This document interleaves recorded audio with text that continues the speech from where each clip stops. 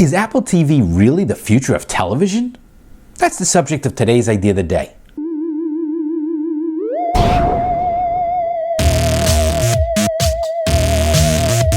I've been a fan of Apple TV for quite some time. I'm on my second one right now, which means I've had the current generation, I've had the prior generation. And I bought the current generation because it has a few things that I do like and I do use. But it's missing an awful lot, especially from a company that when they unveiled the current generation, went out of their way to specifically say this is the, quote, future of television. The future of television? Are they kidding? This isn't even close to the future of television. It is missing so many fundamental features to really make it the future of television that they really, I can't believe they use those words. It's probably one of those things like if you want to draw attention away from something, then you need to draw your attention towards that thing as if it didn't exist. It's like the emperor's new clothes. We all know it's flawed, but they'll just go out of this way of saying, well, look how great it is. So here's what's missing from Apple TV that would actually make it the future of television. And first on that list, the most important thing that they need to do if they want to make the future of television is to make sure that it is reverse compatible, which means that you should be able to turn on your Apple TV with your TV, in other words, at the same time, and do everything through the Apple TV that you can already do without having to take out a second remote to switch between HDMI 1, HDMI 2, composite this, all the other different buttons. It should be your primary media source, meaning that you should be able to take that Apple TV right then and there and use it as your cable TV converter. So the most important thing is it should have an integrated cable TV converter, meaning if you have a cable provider that allows you to have your own converter box, you should be able to use Apple's TV in its place so that you can just slide in a access card, which they already use, things like that. It's what you put in TiVos, that essentially makes your cable box inside the Apple TV. So first on that list, it should be backward compatible and become your new cable box.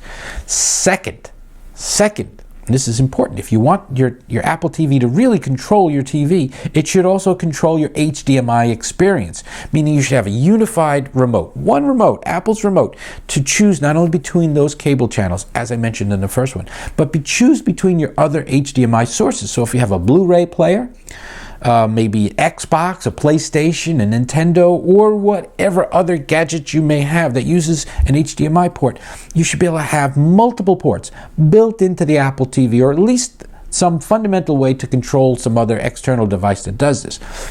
Point being is, just about everybody today has multiple inputs going into their TV. Sometimes they even only have like 2 inputs in their TV, and they have 4 or 5 gadgets that plug into it. And to be honest with you, if some of the other things on my list, which I'm going to get to, were there, maybe you wouldn't need to have 4 ports, but you're definitely going to have, if you have kids around, you're probably going to have a game machine, you're probably going to have a Blu-ray player, you're probably going to have, potentially another company's streaming box. And the reason for that is one of the next reasons on the list, which is that Apple TV doesn't work with just about any of the major streaming sites other than Netflix. Yes, they support Netflix, but they don't support Vudu, which is from Walmart. They don't support some of the things like Amazon Prime Video or Google Play or any of the other streaming services because of this whole money thing. They want to have a share of that. So because of that, somebody who has that might have an Amazon Fire Stick or a Google Chrome Stick or one of the other alternate Android or whatnot boxes. So you have to have all these different ports on there, which is kind of strange. So why don't they include something that lets you at least switch between them? So ideally, they should have on the back of the Apple TV multiple HDMIs, and then all within one nice remote, switch between them, and not necessarily switch them by number. Maybe you could even have it assign a name to them so that you could say, oh, I want to watch the Nintendo. And you don't have to say, well, is the Nintendo HDMI 3 or is it 4? No, that's the Xbox. No, that's the Sony. You should just be able to refer to them by name and just do that with one remote. Okay, so now, what else is missing from the Apple TV, the future of television? Well, here's a big one. 4K video. Why is there no 4K video? I mean, think about this. The iPhone, I think 6S came out, and the 6S Plus, and it had 4K video.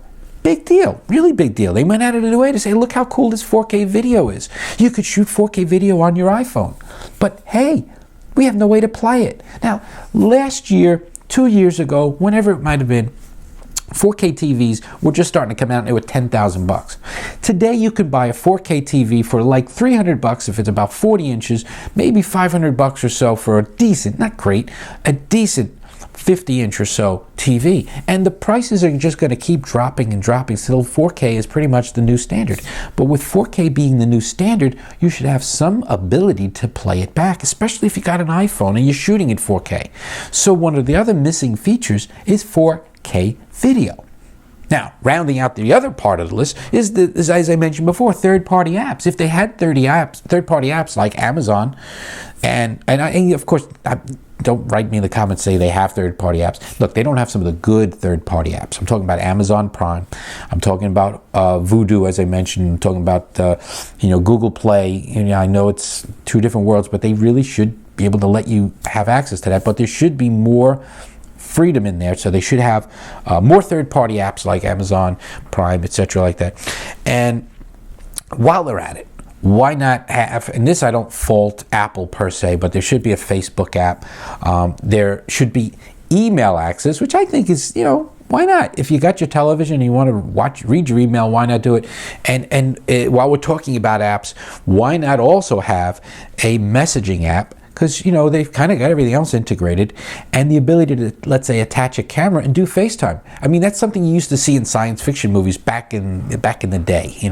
Back in 1969, you'd see 2001, A Space Odyssey, and one of the guys in the movie, he sat down and he was having a what the equivalent of a FaceTime call with his wife and his daughter, and that the idea of video messaging, yes, we have it in our phones, we have it on our iPads. Why not have it in our living room? So the ability to attach a camera and use that would be another way to round it out. But if I had to really nail one important thing, it should be the top three I mentioned: the ability to integrate 4K video, the ability to have HDMI switching, and the ability to integrate your cable tuning experience all into one box. So you have one remote and control just about everything.